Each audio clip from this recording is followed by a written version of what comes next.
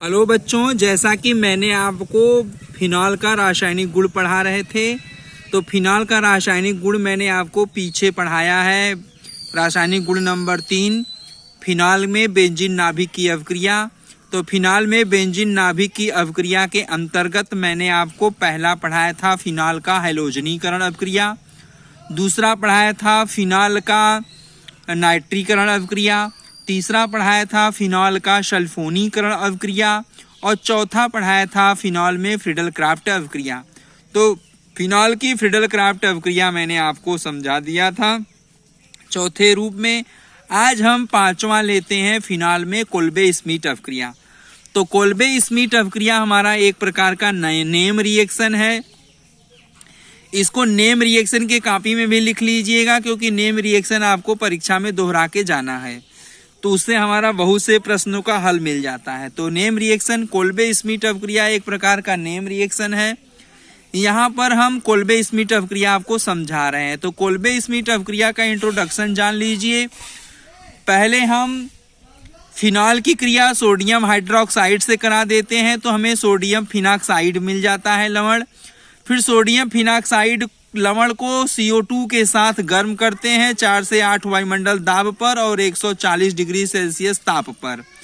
तो जब हम 140 डिग्री सेल्सियस ताप पर और 4 से 8 वायुमंडल दाब पर सोडियम फिनॉक्साइड लवण को CO2 के साथ गर्म करते हैं, तो हमें सोडियम फेनिल कार्बोनेट एक यौगिक प्राप्त होता है। तो सोडियम फेनिल कार्बोनेट जो यौगिक हमें प्राप्त होता है, उसका हम पुनर्विन्यास कर देते हैं। तो जब पुनर्विन्यास हो जाता है, मतलब H हमारा O के साथ जुड़ जाता है और COONA H के स्थान पर आ जाता है, तो इसका पुनर्विन्यास हो जाता है और पुनर्विन्यास होकर एक सोडियम सैलिसिलेट लवण का निर्माण कर लेता है। और सोडियम सैलिसिलेट लवण का जब निर्माण हो जाता है, तो उसका जल अपघटन किया जाता है। अम्ल के उपस्थिति में जल के द्वारा जब अपघटित किया जाता है, तो सैलिसिलिक अम्ल प्राप्त होता है।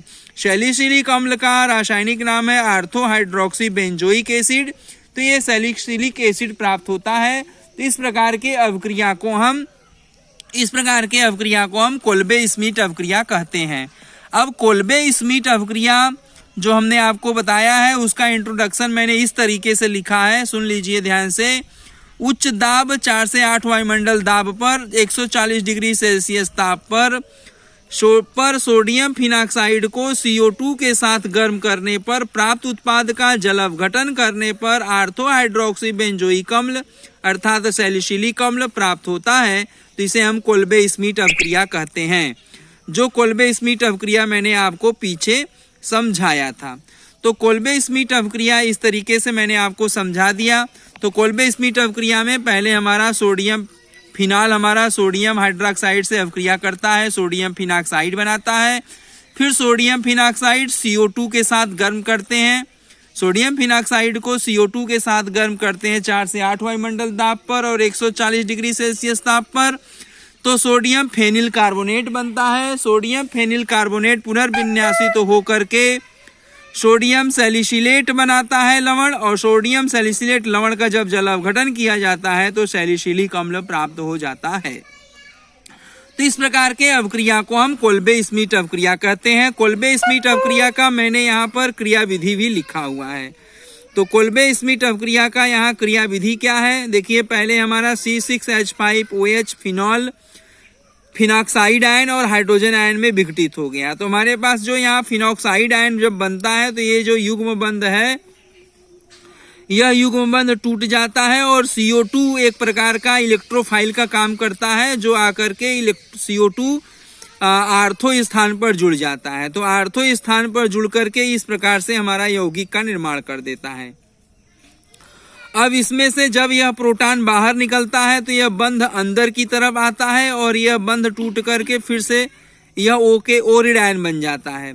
और फिर जब यह O ऋण आयन बन जाता है, तो यही प्रोटॉन जो हमारा निकलता है, यही प्रोटॉन आकर के इस O से जुड़ जाता है। तो हमारे पास इस तरीके से संरचना बन जाती है। अर्थात जो युग्म बंध, जो बेंजीन के रिंग का जो युग्म बंध टूटा होता है, वह फिर से युग्म बंध बन जाता है। और फिर यहाँ से जब प्रोटॉन आकर के जुड़ता है, तो उत्पाद का निर्माण कर देता है। यह इसकी क्रियाविधि कोल्बे स्मिथ अवक्रिया की क्रियाविधि का 60 तरीका है, 60 मेथड है कि किस ढंग से यह CO2 इसके साथ फिनॉल के साथ इंट्रोड्यूस होता है और ऑर्थो हाइड्रोक्सी बेंजोइक एसिड का निर्माण कर लेता है। तो ये हमारा हो गया कोल्बे स्मिथ अवक्रिया। तो कोल्बे स्मिथ अवक्रिया के बाद हम अगला लेंगे, छठवां अवक्रिया लेंगे राइमर टीमन अवक्रिया। छठवीं अवक्रिया लेंगे राइमर टीमन अवक्रिया। तो राइमर टीमन अवक्रिया किसे कहते हैं? तो राइमर टीमन अवक्रिया भी बहुत सरल है। यह फिनॉल की क्रिया क्लोरोफॉर्म से है और फिनॉल की क्रिया कार्बन टेट्राक्लोराइड से है। तो जब हम फिनॉल की क्रिया कार्बन टेट्राक्लोराइड से कराते हैं तो सैलिसिलिक अम्ल प्राप्त होता है, लेकिन जब फिनॉल की क्रिया क्लोरोफॉर्म के साथ कराते हैं तो सैलिसल्डिहाइड बनता है। ये बात आपको अच्छी तरीके से ध्यान रखना है। और दोनों रासायनिक अवक्रिया राइमर टीमन अवक्रिया कहलाती है। तो मैंने दोनों के लिए इंट्रोडक्शन यहाँ लिखा हुआ है, ध्यान से सुन लीजिए। देखिए मैंने यहाँ इंट्रोडक्शन लिखा हुआ है, फिनॉल को जब 60 से 70 डिग्री सेल्सियस ताप पर फिनॉल को जब 60 से 70 डिग्री सेल्सियस ताप पर जली NaOH, जली सोडियम हाइड्रोक्साइड तथा क्लोरोफॉर्म के साथ गर्म करते हैं तो बने उत्पाद का जल अपघटन करने पर हमें सैलिसल्डिहाइड प्राप्त होता है, अर्थात ऑर्थो हाइड्रोक्सी बेंजल्डिहाइड जिसको हम कहते हैं। ऑर्थो हाइड्रोक्सी बेंजल्डिहाइड मुख्य उत्पाद बनता है तथा पैरा हाइड्रोक्सी बेंजल्डिहाइड महीन उत्पाद बनता है। माने यहाँ ऑर्थो हाइड्रोक्सी बेंजल्डिहाइड और पैरा हाइड्रोक्सी बेंजल्डिहाइड उत्पाद बनता है, लेकिन ऑर्थो हाइड्रोक्सी बेंजल्डिहाइड मुख्य उत्पाद के रूप में हमें प्राप्त होता है। इसी प्रकार जब अवक्रिया में क्लोरोफॉर्म के स्थान पर क्लोरोफॉर्म हम न लेकर के उसके स्थान पर कार्बन टेट्राक्लोराइड CCl4 का उपयोग किया जाता है, तब हमें सैलिसिलिक अम्ल का उत्पाद बनता है। तो देखो सैलिसिलिक अम्ल का उत्पाद बनता है तो इसमें ऑर्थो हाइड्रोक्सी बेंजोइक एसिड मुख्य उत्पाद बनता है, जबकि पैरा हाइड्रोक्सी बेंजोइक एसिड महीन उत्पाद बनता है। तो उत्पाद यहाँ ऑर्थो हाइड्रोक्सी बेंजोइक एसिड और पैरा हाइड्रोक्सी बेंजोइक एसिड दोनों बनता है, लेकिन ऑर्थो हाइड्रोक्सी बेंजोइक एसिड मुख्य उत्पाद होता है। तो ऑर्थो हाइड्रोक्सी बेंजोइक एसिड कब बनता है? जब क्लोरोफॉर्म की जगह कार्बन टेट्राक्लोराइड रखते हैं, अर्थात जब हम फिनॉल की क्रिया क्लोरोफॉर्म से कराते हैं सोडियम हाइड्रोक्साइड क्षार की उपस्थिति में, तब तो हमारा ऑर्थो हाइड्रोक्सी बेंजल्डिहाइड बनता है। लेकिन जब हम फिनॉल की क्रिया सोडियम हाइड्रोक्साइड क्षार की उपस्थिति में कार्बन टेट्राक्लोराइड से कराते हैं तो ऑर्थो हाइड्रोक्सी बेंजोइक एसिड प्राप्त होता है। तो इस प्रकार के अवक्रिया को राइमर टीमन अवक्रिया कहते हैं। जैसा कि मैंने यहाँ रिएक्शन लिखा है, देख लीजिए। फिनॉल मैंने लिया, ये फिनॉल है और ये क्लोरोफॉर्म है, CHCl3 क्लोरोफॉर्म है और ये जली NaOH क्षार है। तो जली NaOH क्षार क्लोरोफॉर्म और फिनॉल को 60 से 70 डिग्री सेल्सियस ताप पे गर्म करते हैं तो यह एक प्रकार का जटिल यौगिक बनता है। अब इस जटिल यौगिक से हमारा NaCl हमारा बाहर होता है। क्षार जब लाते हैं तो NaCl हमारा बाहर निकल जाता है। तो हमारे पास एक प्रकार का जटिल यौगिक का उत्पाद, हमारे पास एक प्रकार का यहाँ यह उत्पाद बनता है। और इस उत्पाद का जब हम जल अपघटन कर देते हैं तो हमारा ऑर्थो हाइड्रोक्सी बेंजल्डिहाइड अर्थात सैलिसल्डिहाइड 2 हाइड्रोक्सी बेंजल्डिहाइड का निर्माण हो जाता है। लेकिन यही अवक्रिया यदि हम फिनॉल की क्रिया, देखिए ये हमारा फिनॉल है, ये हमारा फिनॉल है। तो फिनॉल की क्रिया हम NaOH जली क्षार के साथ, लेकिन क्लोरोफॉर्म नहीं लेंगे। अब देखिए यहाँ पर मैंने कार्बन टेट्राक्लोराइड लिया है, CCl4 लिया है। तो जब फिनॉल को जली क्षार NaOH तथा कार्बन टेट्राक्लोराइड के साथ माने फिनॉल कार्बन टेट्राक्लोराइड CCl4 और जली NaOH क्षार को 60 से 70 डिग्री सेल्सियस पर गर्म करते हैं तो हमें इस प्रकार का जटिल उत्पाद बनता है। और यह जटिल उत्पाद जब NaOH क्षार से अवक्रिया कराते हैं तो हमारे पास यहाँ NaCl लवण बनकर बाहर निकल जाता है और इस तरीके से हमें उत्पाद बनता है। मतलब सोडियम ऑक्साइड यहाँ पर रहता है और ये बेंजोइक एसिड COOH यहाँ पर इंट्रोड्यूस हो जाता है। अब इस यौगिक का जब हम जल अपघटन करते हैं तो हमें ऑर्थो हाइड्रोक्सी बेंजोइक एसिड प्राप्त हो जाता है। तो इस प्रकार से जो अवक्रिया होती है, तो इस प्रकार के अवक्रिया को हम राइमर टीमन अवक्रिया कहते हैं। माने जब फिनॉल की क्रिया कार्बन टेट्राक्लोराइड से कराते हैं तो ऑर्थो हाइड्रोक्सी बेंजल्डिहाइड प्राप्त होता है। इसे हम राइमर टीमन अवक्रिया करते हैं। जब हम फिनॉल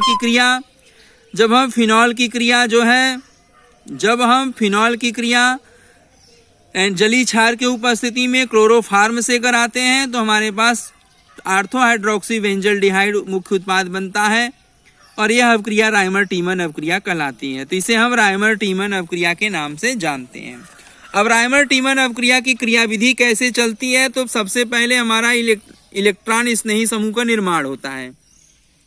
सबसे पहले हमारा क्या होता है? इलेक्ट्रॉन स्नेही समूह का निर्माण होता है। तो जलीय क्षार NaOH क्षार क्लोरोफॉर्म से अवक्रिया करता है, NaCl और जल बना लेता है और CCl4 बनाता है, कार्बन ट्राइक्लोराइड बनाता है। लेकिन यहाँ से यह बहुत ही अस्थायी है, कार्बन के 5 संयोजकता है, तो ये संभव नहीं है।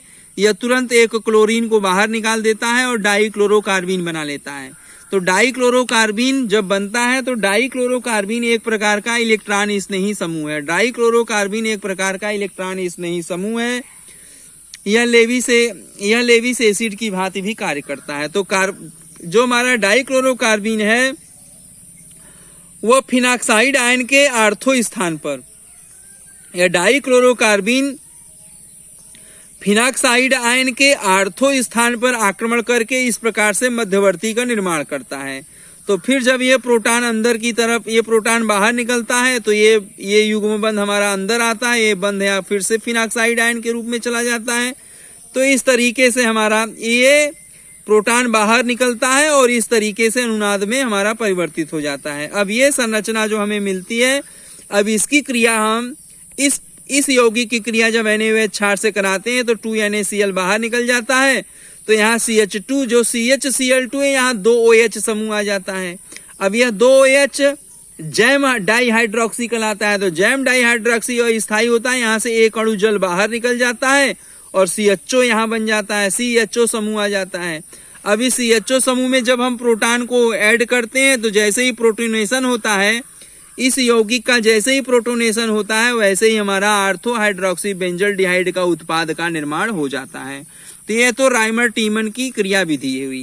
ये राइमर टीमन में कैसे इस डाइक्लोरोकार्बीन आक्रमण करता है और कैसे हमारा NaCl बाहर निकलता है और कैसे CHO समूह बनता है और फिर प्रोटीनीकरण करके अंतिम उत्पाद हमारा ऑर्थो हाइड्रोक्सी बेंजल्डिहाइड का उत्पाद, अंतिम उत्पाद प्राप्त हो जाता है। तो ये हमारा हुआ राइमर टीमन अवक्रिया, जिसको हम जो है राइमर टीमन अवक्रिया के नाम से जानते हैं। तो राइमर टीमन अवक्रिया भी एक प्रकार का नेम रिएक्शन है। इसको भी नेम रिएक्शन की कॉपी में आप लोग लिख लीजिएगा, बहुत ही इम्पॉर्टेंट है और ये परीक्षा में अक्सर पूछता है। अब हम अगला लेते हैं, 7वां रासायनिक अवक्रिया लेते हैं, गाटरमैन अवक्रिया। तो गाटरमैन अवक्रिया भी एक प्रकार का नेम रिएक्शन ही है। इस नेम रिएक्शन के बारे में भी अच्छी तरीके से जान जाइए, इसका इंट्रोडक्शन सुन लीजिए। गाटरमैन अवक्रिया, तो zinc chloride ZnCl2, zinc chloride ZnCl2 की उपस्थिति में फिनॉल की क्रिया हाइड्रोजन साइनाइड और HCl के मिश्रण से कराते हैं। ZnCl2 जिंक क्लोराइड की उपस्थिति में फिनॉल की क्रिया किससे कराते हैं? तो जिंक क्लोराइड ZnCl2 की उपस्थिति में फिनॉल की क्रिया हाइड्रोजन साइनाइड HCl व हाइड्रोक्लोरिक एसिड HCl, तो HCl व HCl के मिश्रण से कराने पर बने उत्पाद, एक उत्पाद बनता है। उस उत्पाद का जब हम जल अपघटन कराते हैं तो सैलिसल्डिहाइड बनता है। बने उत्पाद एक जटिल उत्पाद बनता है। उस जटिल उत्पाद का जब जल अपघटन करते हैं तो जल अपघटन करने से हमें सैलिसल्डिहाइड उत्पाद बनता है। तो जब सैलिसल्डिहाइड उत्पाद बनता है तो इस प्रकार के अवक्रिया को हम गाटरमैन एल्डिहाइड अवक्रिया कहते हैं। तो गाटरमैन एल्डिहाइड अवक्रिया किसे कहते हैं, यह बात स्पष्ट होती है। इसका इंट्रोडक्शन है कि जिंक क्लोराइड ZnCl2 की उपस्थिति में फिनॉल की क्रिया हाइड्रोजन साइनाइड HCl और हाइड्रोक्लोरिक अम्ल HCl के मिश्रण के साथ कराते हैं तो एक जटिल उत्पाद बनता है और फिर उस जटिल उत्पाद का जब जल अपघटन करते हैं तो सैलिसल्डिहाइड उत्पाद बनता है और इस प्रकार के अवक्रिया को गाटरमैन एल्डिहाइड अवक्रिया कहते हैं। अब गाटरमैन एल्डिहाइड अवक्रिया जो बनती है, तो गाटरमैन एल्डिहाइड अवक्रिया का रासायनिक अवक्रिया मैंने नीचे लिखा है, आप देख लीजिए।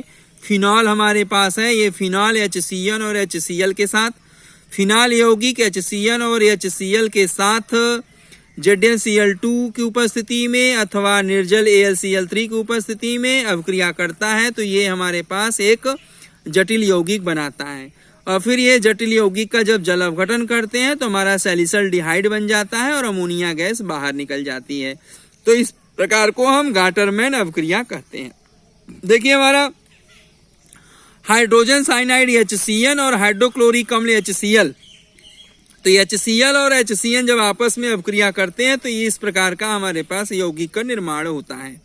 अब इस प्रकार का जब यौगिक का निर्माण होता है तो यहाँ से हमारा यह यौगिक हमारा जो है फिनॉल के आर्थो स्थान पर आक्रमण करता है।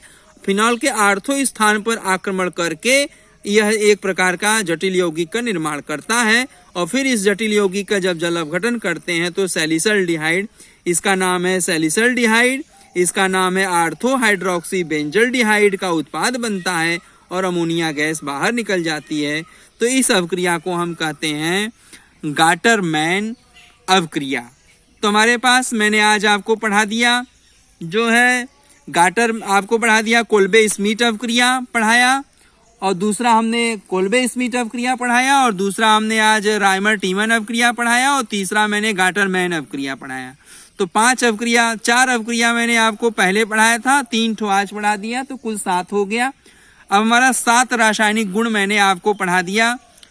फिनॉल के तीसरे रासायनिक गुण के अंतर्गत फिनॉल में बेंजीन नाभिक अवक्रिया के अंतर्गत मैंने आपको 7 रासायनिक अवक्रिया पढ़ा दिया। पहला हैलोजनीकरण, दूसरा नाइट्रीकरण, तीसरा सल्फोनीकरण, चौथा फ्रीडल-क्राफ्ट अवक्रिया, और 5वां आज पढ़ाया आपको कोल्बे स्मिथ अवक्रिया, और 6वां आपको हमने आज पढ़ाया राइमर टीमन अवक्रिया, और 7वां आज मैंने आपको पढ़ाया गाटरमैन अवक्रिया।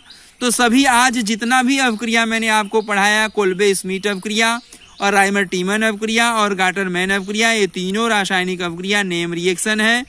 इसको अच्छे से याद कर लीजिएगा, यह परीक्षा में बहुत पूछता है। नेम रिएक्शन माने नाम लेकर पूछता है। परीक्षा में कहता है कोल्बे स्मिथ अवक्रिया समझाइए, या परीक्षा में कहता है राइमर टीमन अवक्रिया समझाइए, या परीक्षा में कहता है गाटरमैन अवक्रिया समझाइए। तो जो नाम लेगा उस अवक्रिया का नाम लेकर के पूछेगा, तो नाम लेकर आपको इसी भांति जैसे मैंने आपको समझाया है ऐसे ही समझाकर लिख देंगे, परीक्षा में पूरा अंक आपको मिल जाएगा।